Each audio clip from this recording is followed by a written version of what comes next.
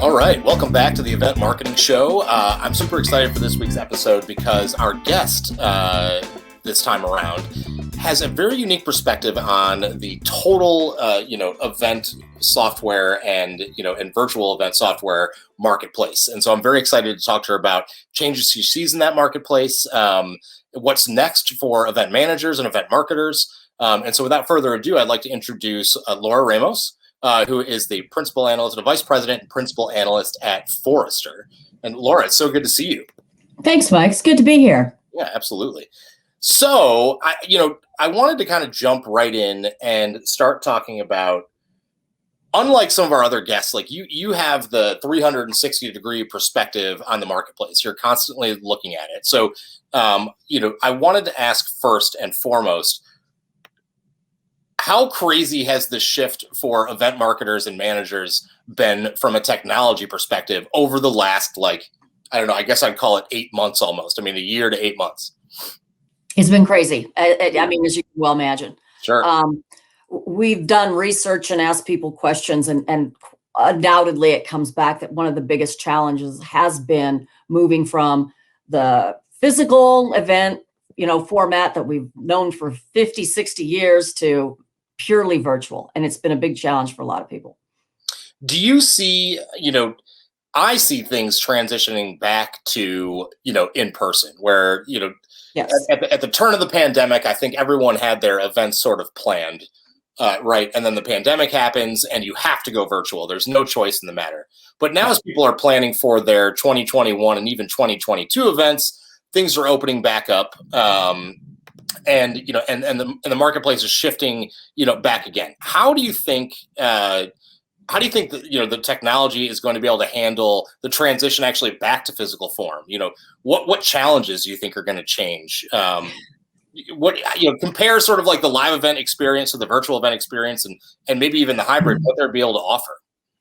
So, Mike, it's interesting that everyone we talk to and the survey work that we do and everything, marketers and event managers are very bullish on the idea of hybrid events. That we need to do hybrid. We learned a lot of great lessons about why online works, but that we need to carry through into the future of events. The problem is nobody really knows what that future is going to look like right now. And we're still in this position with, the pandemic is still here. People are very still concerned about things like travel and their health and their safety and all of that, these sorts of things. Absolutely. That really understanding where events are going to end up in the future is a big question mark right now. We know that buyers get a lot of value from events. That 45% of the people that we survey, we gave them a really long list of things, and 45% said stuff they get from events is instrumental in helping them make purchase technology decisions. Okay. So that's good. Yeah. The problem is, though, how do you create an event that is going to meet the needs of the broader set of needs now that isn't only about who the attendees are going to be there in person, but what about this new remote audience that a lot of event managers haven't had to think about in the past? Sure. But even the differences in what the physical needs of the attendees there in person. So we're expecting that initially physical events will be smaller versions of what they were before.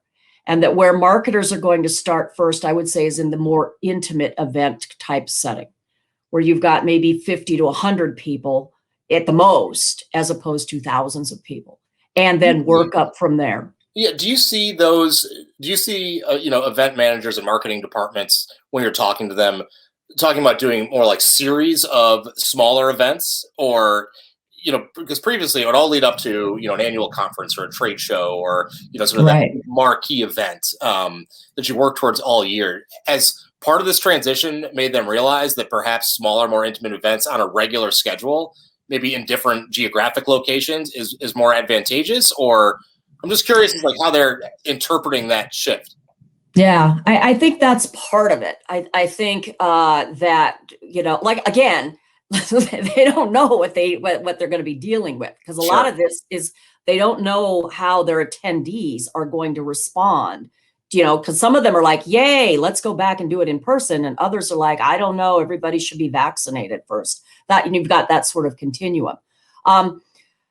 What's interesting is that virtual events have shown marketers that you can have your marquee event and then take that content and individualize it, customize it for different regions. We've seen a lot of that activity. Will it work the other way around, where you plan them to be smaller, more regional up front, and then conclude with a virtual event or a marquee event? I'm not sure. I still think that the way that people are thinking about things is to have the marquee event, but what's super different about hybrid world is, now that we have all that content, how can we reuse it and customize it in ways that are more specific to different geographies, different industries, different audiences? I think this is like an excellent question that nobody necessarily has an answer to, but I'd be curious what you think about it, which is, what does hybrid mean to you? I think it means something different to everybody else. Oh, I completely agree at this point. For Forrester, for Forrester, yes, we're talking about hybrid as being an experience that you create where you're creating commensurate value for the type of attendee.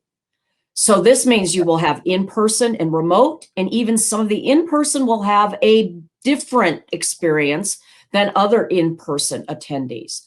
That can be based on things like they pay more, or they're more valuable client. So you want to give them a more executive experience. But I think where event marketers and B2B marketers are really going to have to think differently in the future is, how do you go from creating one event for 500 or 1,000 or several thousand people to how do you create an experience for 500, 1,000 people that meets their particular needs? Sure. But it does have this combination of remote and in-person people, and how they interact, we're still trying to figure out. And when you're talking to professionals in the space, how are they defining it then? So that's how Forrester defines it, right? But what do you hear most commonly? Oh, I hear all kinds of things, Mike. That's what's interesting, right? Yeah. I mean, I hear like the hybrid event is going to be the in-person part, and then the hybrid part is everything that we record and make available later. Okay. I have other ones that are thinking, wow, we're going to record a lot of stuff, and have some smaller percentage being live content.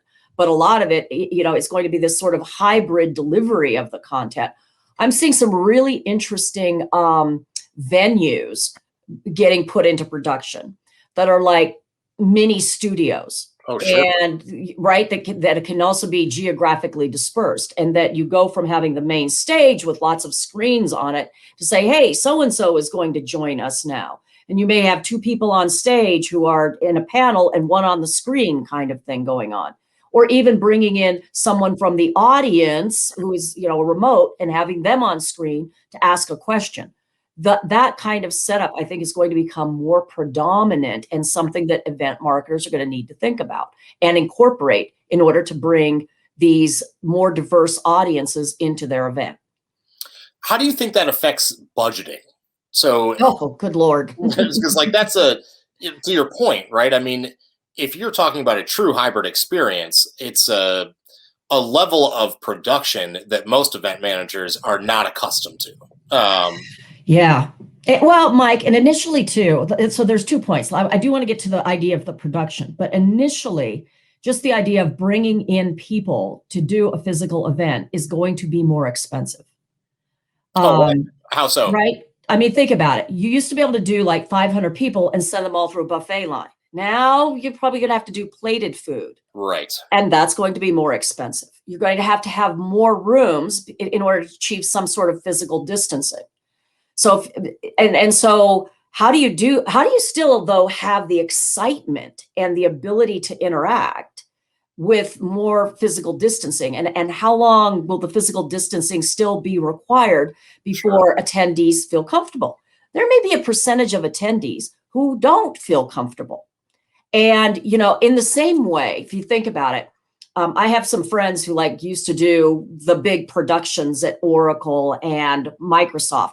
And there were signs before you went into the big keynote that said, caution, loud noises and pyrotechnics may be, and you had to put those signs up because some people just, like, they're very sensitive to those. They don't respond well to it. Absolutely. So they had to have like another place where they could go to watch all of this, where they won't be subjected to that kind of physical stimulus.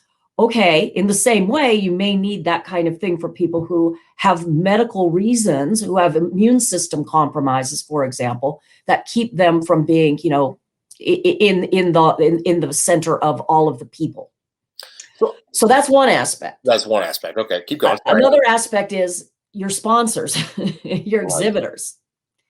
And exhibitors have been, rightly so, disappointed many times in the virtual experiences, because a lot of the virtual experiences put them into this little, digital place and said, stay there. You're not allowed to interact with all of the attendees because we don't want you selling them things.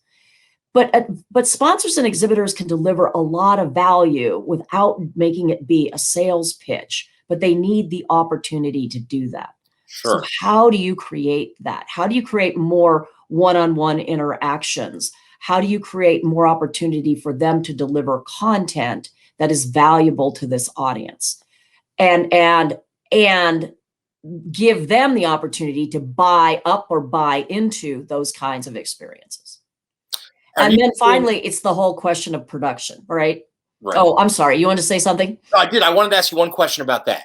So are you seeing or hearing, I guess would be the better way to put it, that brands are struggling with new ways to offer, or companies or whatever, or events are struggling with new ways to offer, I guess, an evolved sponsorship package that delivers. Because let me put it this way. I'm an old digital marketer. So to me, a virtual sponsorship and the types of things like email newsletter sponsorships, list sharing, all that kind of stuff is actually fundamentally more valuable to me as a lead generator than, let's say, arming a team of 6 to go and sit at a booth at a physical conference and then sort of like demand they distribute themselves throughout the conference center and make friends. Which is really, challenging. So I guess what I'm curious, are the brands having trouble, or the events having trouble creating that sort of evolved sponsorship package that will allow them to honestly, in my opinion, maybe even sell a better product to their sponsors? Yes, they are. And it would be a better product for the sponsor because of like you're saying, maybe I get different levels of the list. That executive experience that I was talking about, no, you don't get access to that list unless you buy into it. Right. But the people who attend remotely, that's fair game. You can have all of them. People who attend in person, I don't know. You might have to buy into that one. Right. That's right. So that's one example. And the same, in terms of how you distribute the content, how your branding as a sponsor is done in the event. I think one of the big things that B2B marketers are struggling with is that we have created a long history of teaching our attendees that a virtual event is a webinar. It's less than an hour long and it's free. And most of the value is in the slides, the content.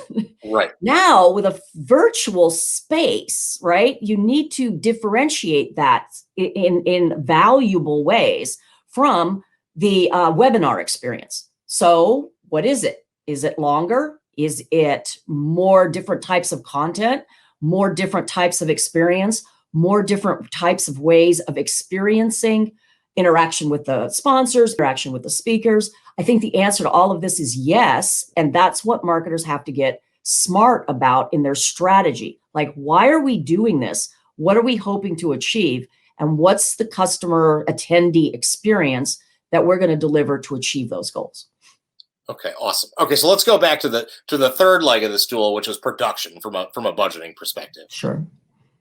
So, yes, that's a whole new undertaking, right? I mean, do you see companies digging in and hiring new types of agencies and professionals to help facilitate this, a more hybrid experience? Do you see them hiring in-house to do this? I mean, I suppose it all depends on the size of your company. It depends on the size of the company, but yes, definitely. I think video production is going to really take off in terms of medium that business to business will be using. Sure. And now they have sort of this idea that, oh, well, our events create this opportunity to capture video and to capture content as video. How do we make it so that that content is more valuable in the future, right? So not just at the time that it's broadcast, but going forward, like, why would people come back and look at this? And there's another opportunity for, okay, how do we make the content available? If you're a remote attendee, maybe you just get it on demand. Maybe there's some content that you don't get that's on demand. If you're an in-person, you get to have the in-person experience, but then maybe there's a lot of this content that's recorded that you can get afterwards to remind you of this experience that you had and some of the things that you taught, were taught or talked about or that you learned about.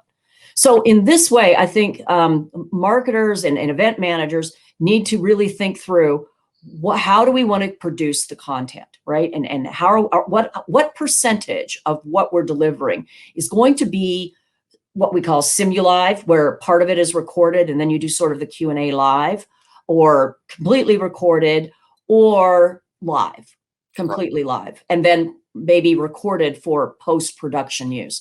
The idea of recording things for post-production use, I think, is going to be a big challenge, but a big opportunity. I mean, I hear a lot from marketers about Zoom fatigue and virtual event fatigue, and we can't get people to stay, and it's really hard to get them to engage. And I would argue, okay, maybe the problem is your content and not necessarily that you're delivering it in a virtual environment. That if the content isn't relevant and interesting to your audience, it doesn't give them something that's provocative to think about or an experience that lets them interact, they're going to get bored and start doing something else.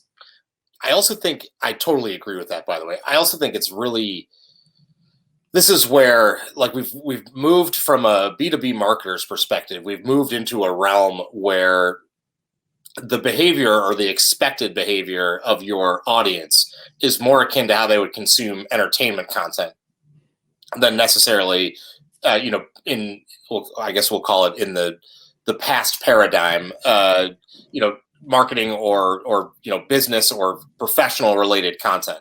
Yeah. It is odd in this universe to be expected to be in a place at a particular time to listen to somebody talk about something that they absolutely could have recorded, and I could engage that content whenever I want. I don't know about you, Laura, but what's the last television show that you watched live? Oh, I don't even know. Exactly. I don't know either. And honestly, I didn't watch like the Oscars. So yeah, you're right. I don't know. Sports. That's what I did. Sports, right? And that's a really unique reason, because everybody has to experience a sporting event at the same time. Otherwise, it gets spoiled for you later on. Is the argument there? Have you? So let me put that in like the form of a question, because I'm curious what you're hearing about this. Have the event managers and marketers and the teams that that Forrester is talking to, have they noticed a difference in the, I call it the revenue impact or the ROI impact of virtual versus in person? Has it stayed the same, or has it remained flat between the two? ROI, I would say, okay, because you did ask me ROI. I would say ROI has gone down because right, say return on it there, because the investment part has gone up while the revenue or proceeds part has gone down. And so when you say revenue or proceeds, you're talking about, I want to make sure we define our terms for our audience.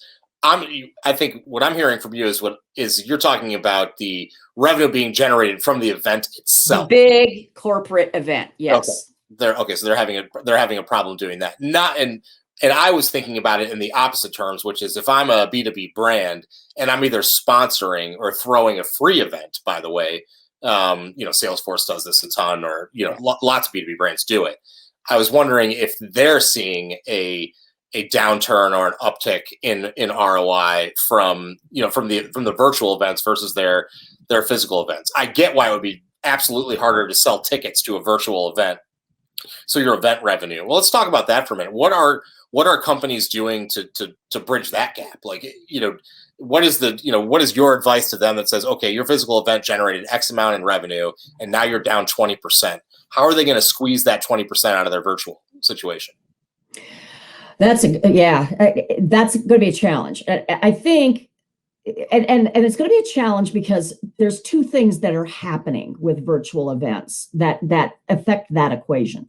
One is they were free, right? They used to have a charge, and now a lot of brands, in fact, the people that we studied, it was like 3/4 did existing events, and they did not charge an entry fee.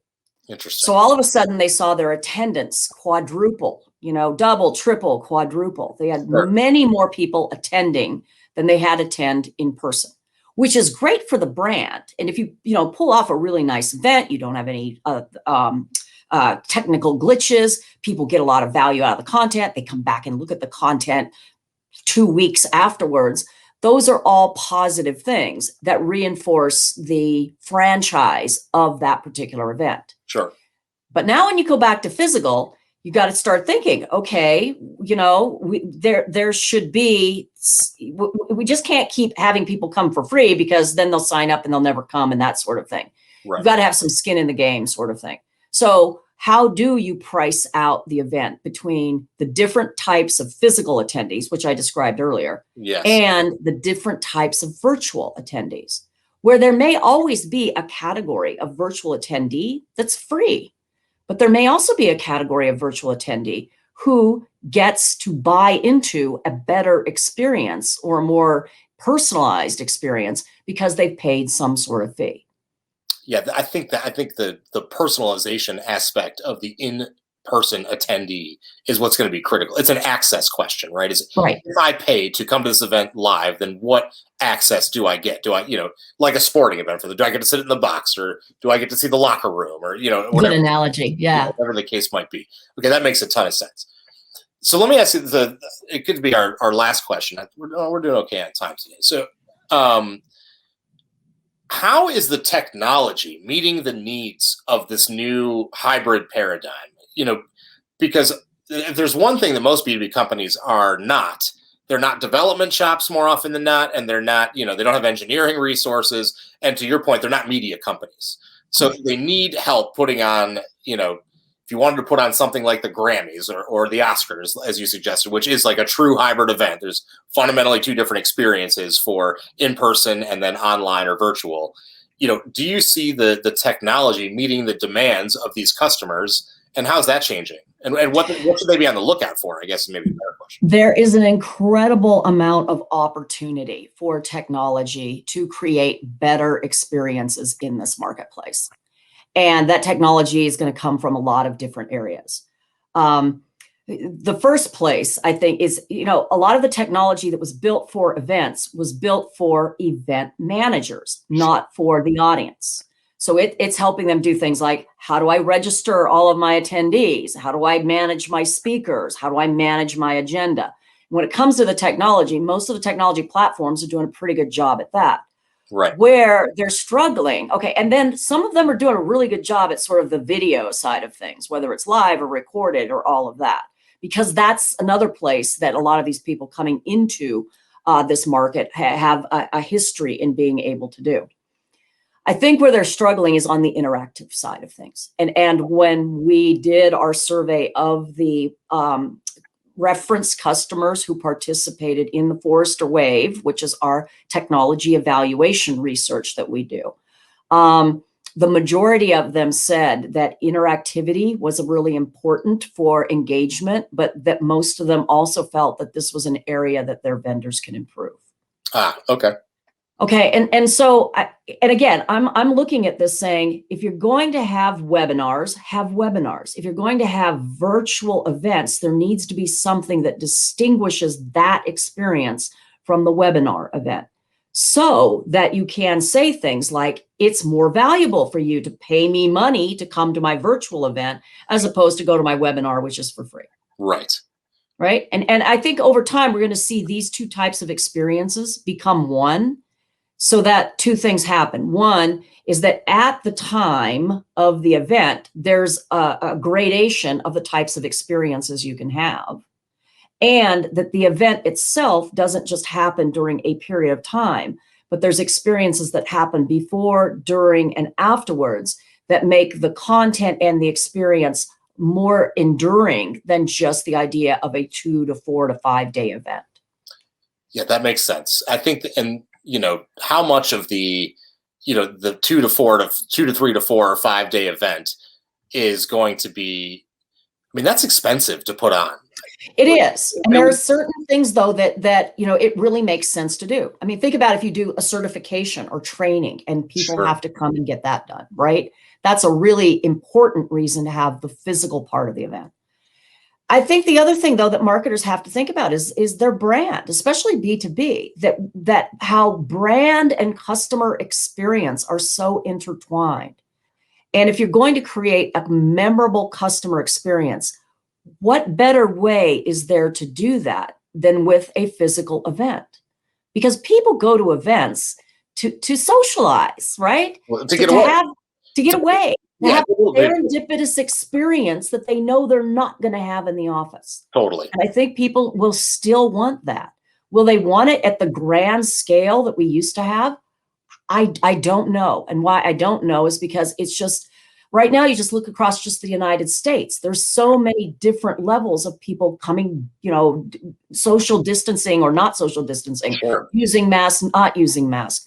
I think it's going to be a while before we get to some sort of consensus on what the new future looks like. I think you're right about that. So the last question I'll ask you that I think our audience would love to hear. So across all your conversations, because nobody talks to more event managers and marketers than you do, as they're planning their hybrid events moving forward, I'm going to go ahead and assume, by the way, that that most of the people watching our show here have made the decision that, yep, there's got to be a virtual component to it, and I'd like to have, obviously an in-person component to it in later this year or in 2022. What is the biggest pitfall that you've seen people running into that you could help them avoid as they're planning these events from a hybrid perspective? The biggest one is thinking about, like, how do I take my physical event and make it a hybrid?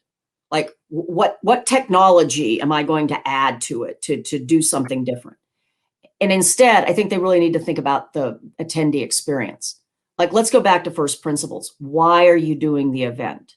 When we asked, most of the people prior to the pandemic said to increase customer relationships. And I think we're going to go back to that because during the pandemic, all of a sudden lead generation became as high as customer relationships. Why do you think that is? You told me that everybody was panicking. They wanted every piece of their marketing mix to deliver leads. It didn't matter. Oh, okay. So you think it was a condition of like overall economic anxiety? Right. That everything we do. If I'm going to spend money on a virtual event, it better generate leads. That's really fascinating to me because that's how I think about things all the time. But like I told you before, I'm an old school lead generator. It's just that's what people come to me to do, and that's what where my expertise is. But what you're saying is that in previous to the pandemic, events were simply about building relationships and essentially brand equity is what they're talking about. I mean, that was a much more major component. I don't want to say they weren't for generating leads. Absolutely, of course, they were but generating it was a bigger leads overall focus. But that was the number one. Okay. And generate leads was it was further down the list, but it wasn't always on the list. It wasn't divorced from the list. Okay, that makes sense. And now you're saying, as you're talking to people, you think that the customer relationship building and the brand equity component is going to start coming back into the foreground. Absolutely. Do you think that's wise? Yes. Okay. Why? Because one of the things is our sellers, right, love to come to the events and see their clients. And it's a reason to take them out to dinner and to build the relationship and to do some of the things that the salespeople feel like they've really been at a disadvantage of during the pandemic. And yes, sellers have had to find all new different ways of engaging digitally. But and that's great for when you're doing more transactional or SMB kind of business.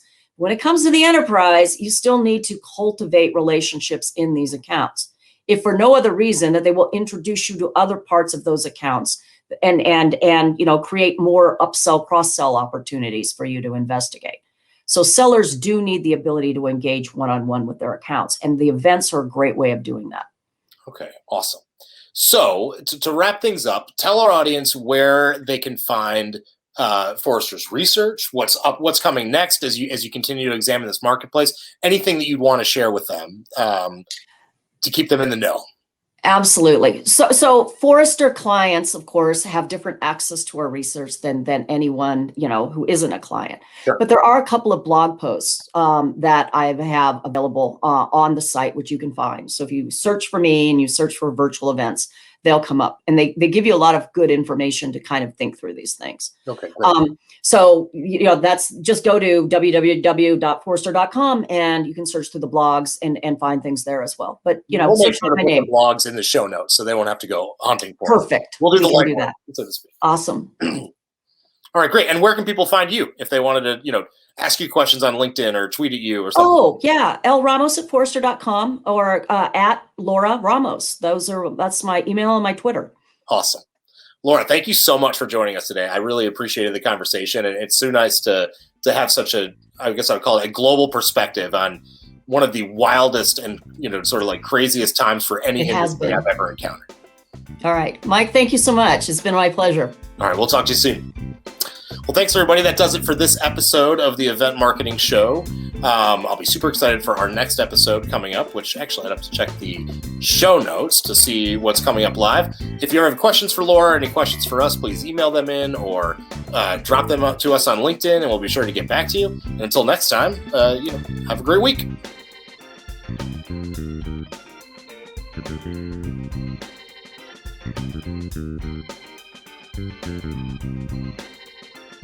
Thank